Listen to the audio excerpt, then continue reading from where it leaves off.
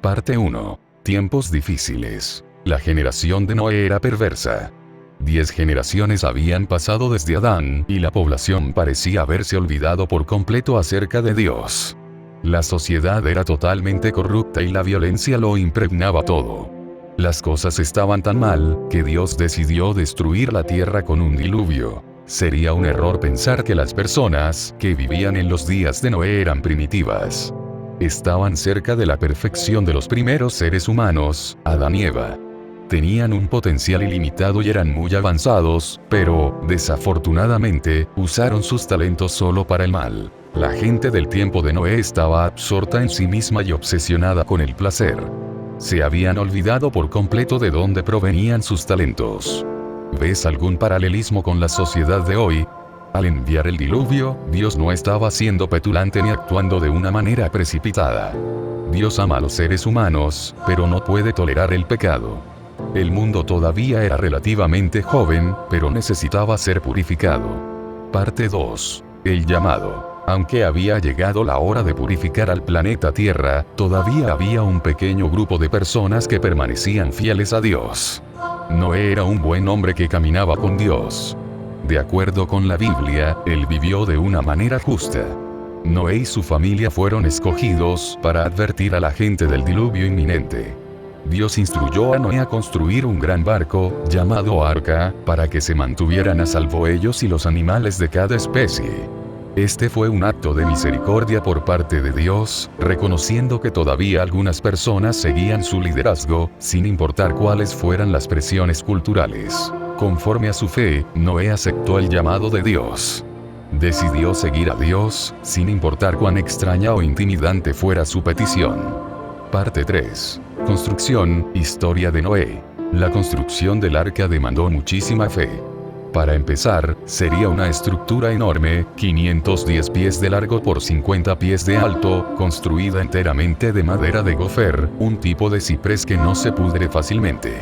Esto significa que el arca tenía la longitud de un campo de fútbol y medio, y la altura de un edificio de 4 pisos.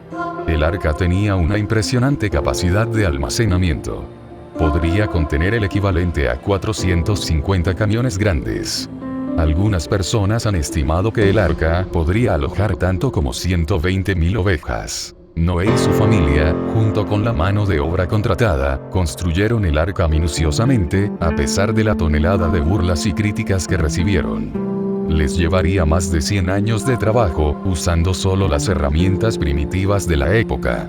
Era un trabajo que requería una visión y confianza enormes.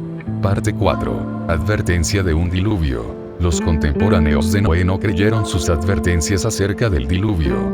Para ellos, él era un predicador lunático que trabajaba en un proyecto de construcción desquiciado. Predicó durante 120 años, pero las sinceras advertencias de Noé cayeron en oídos sordos. Nadie eligió dejar sus caminos y volverse a Dios, a pesar de las súplicas de Noé diciéndoles que sus vidas dependían de esto.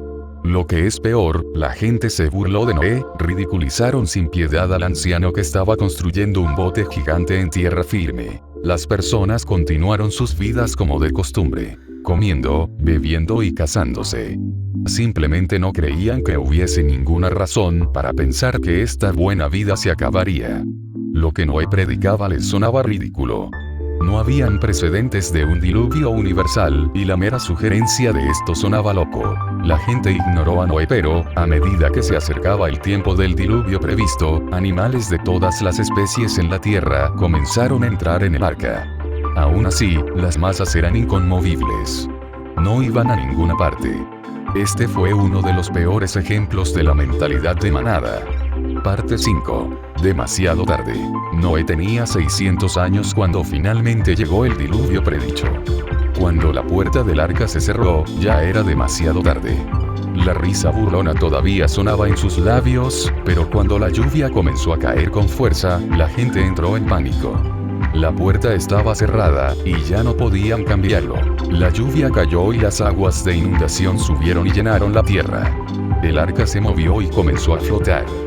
Noé no estaba dirigiendo la embarcación, pero Dios estaba claramente al timón. Las únicas personas que se salvaron fueron Noé y su esposa, sus 3 hijos y sus esposas. Es interesante notar que ni siquiera los carpinteros, que ayudaron a Noé a construir el arca, fueron convertidos y se sumaron a él. Parte 6.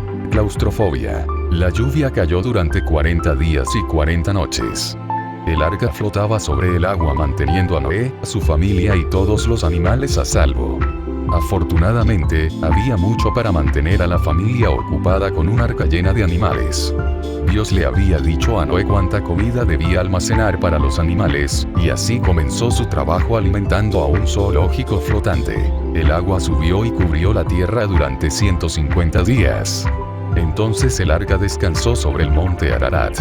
40 días después de eso, Noé comenzó a enviar aves desde el arca para descubrir si había tierra seca. En primer lugar, envió un cuervo pero no tuvo suerte. Hizo lo mismo con una paloma, que tampoco encontró nada. Noé entonces esperó 7 días antes de enviar una paloma nuevamente. Esta vez, ella regresó con una hoja de olivo fresca. La larga espera estaba llegando a su fin. En total, Noé y su familia estuvieron en el arca durante un año entero. Era hora de dejar la seguridad del arca y comenzar de nuevo en un mundo nuevo. Parte 7. Arco iris. Noé y su familia habían sobrevivido a una destrucción universal literal. Dios estaba construyendo un nuevo mundo con un pequeño grupo de personas que le eran fieles. Como señal de que ya no destruiría la tierra con un diluvio, Dios puso un arco iris en el cielo. Desde ese día en adelante, el arco iris simbolizaría la promesa de Dios. Era una señal del pacto entre Dios y la humanidad. Dios le dijo a Noé que cada vez que viera el arco iris, sería un recordatorio de su promesa. Dios incluso dijo que el arco iris sería un recordatorio para sí mismo de que había entrado en este pacto. Esto no significa que Dios sea olvidadizo, pero muestra cuán seriamente toma esta promesa. El arco iris es una señal permanente de la fidelidad y la protección de Dios. Parte 8. Secuelas. La vida no fue perfecta después del diluvio. En un triste incidente después del diluvio, Cam, uno de los hijos de Noé, vio a su padre dormido y desnudo. En una gran falta de respeto, considerando la cultura de la época, Cam no solo vio la desnudez de su padre, sino que también se lo contó a sus hermanos. Entonces, Sem y Jafet entraron a la tienda de su padre de espaldas, para evitar verlo desnudo, y lo cubrieron. Cuando Noé despertó, maldijo a los descendientes de Cam, maldiciendo al hijo de Cam, Canaán, y a sus descendientes. Luego él bendijo a Sem y a Jafet. Este héroe bíblico murió a la longevidad de 950 años. Él literalmente ayudó a salvar a la raza humana. Para saber más acerca de Noé, lee Génesis 6:9 en la Biblia.